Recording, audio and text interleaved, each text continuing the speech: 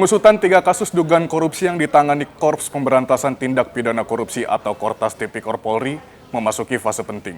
Penyidik menemukan berangkas tersembunyi di rumah mewah kawasan Sentul, Kabupaten Bogor yang berisi emas batangan, valuta asing, dan uang tunai dengan total nilai mencapai sekitar 476 miliar rupiah. Temuan ini menjadi salah satu penyitaan aset terbesar dalam penyidikan terkait dugaan korupsi batubara yang memicu padamnya listrik atau blackout di Sumatera, PT Asabri, dan PT Krakatau Steel.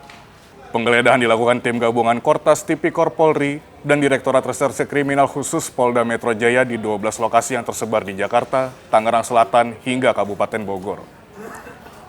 Operasi ini bertujuan mencari dan mengamankan alat bukti dalam penyidikan dugaan korupsi, suap, gratifikasi, serta tindak pidana pencucian uang. Salah satu lokasi yang pertama kali menjadi perhatian penyidik adalah Cafe Deklan Signature di kawasan Cipete, Jakarta Selatan. Di lantai 2 bangunan, polisi menemukan sebuah berangkas berukuran besar yang disembunyikan di balik lemari. Setelah dibuka, berangkas tersebut berisi uang tunai dalam mata uang dolar Amerika Serikat, dolar Singapura, serta rupiah. Selain uang, penyidik juga mengamankan dokumen, telepon seluler, komputer, dan perangkat elektronik lainnya sebagai barang bukti. Penggeledahan kemudian berlanjut ke money changer di kawasan Cipete Selatan.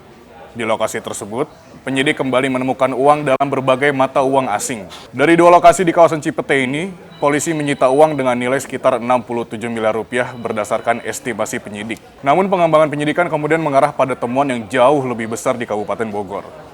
Penyidik kemudian menggeledah sebuah rumah mewah di kawasan Parahyangan Golf, Sentul. Saat melakukan pemeriksaan, tim menemukan berangkas besar yang disembunyikan di balik panel dinding rumah. Berangkas tersebut kemudian dibuka dan di dalamnya ditemukan 7 koper yang berisi emas batangan, mata uang asing, serta uang tunai. Kepala Kortas Tipikor Polri, Irjen Totok Suharyanto menjelaskan, barang bukti yang diamankan terdiri dari 74 kg emas batangan, 4.767.300 dolar Amerika Serikat, 14.083.800 dolar Singapura, serta 100 juta rupiah.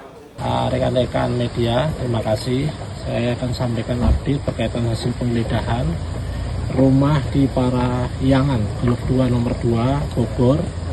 Ditemukan berangkas terkunci, setelah dibuka berisi 7 koper. Yang pertama 74 kg emas batangan, kemudian 4.767.300 USD, kemudian 14.083.800 SGD, kemudian 100 juta rupiah. Estimasi total dalam rupiah senilai 476 miliar. Kemudian kita juga telah melakukan penyitaan beberapa dokumen-dokumen termasuk handphone, kemudian beberapa foto keluarga yang diduga pemilik rumah dan pemilik barang dalam berangkas. Selanjutnya barang bukti akan kita lakukan penyitaan. Saya kira itu. Jika dikonversi ke dalam rupiah, nilai keseluruhan aset tersebut diperkirakan mencapai sekitar 476 miliar rupiah.